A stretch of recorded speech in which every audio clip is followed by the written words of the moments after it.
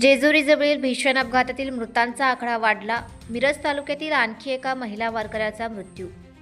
पुणे जिल्ह्यातील जेजुरीजवळ भोगळेमळा परिसरात आषाढी वारीदरम्यान झालेल्या भीषण अपघातातील मृतांचा आकडा आता 4 वर पोहोचला आहे. गंभीर जखमी झालेल्या मिरज तालुक्यातील कौलापूर येथील वारकरी श्रीमती शैलजा दिनकर जगताप यांची उपचारादरम्यान दुर्दैवी निधन झाले आहे.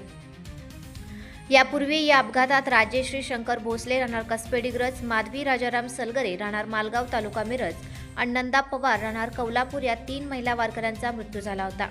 त्यानंतर गंभीर जखमी झालेल्या शैलजा दिनकर जगताप यांनीही उपचारादरम्यान अखेरचा श्वास घेतल्याने मृतांची संख्या आता 4 झाली आहे.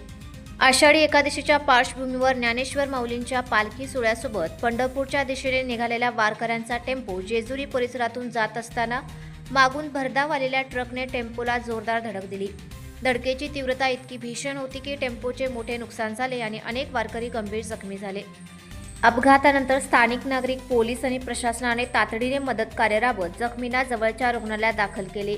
मात्र उपचार सुरू असतानाच कौलापूर येथील शैलजा दिनकर जगताप यांची प्रकृती खालावली आणि त्यांचे निधन झाले.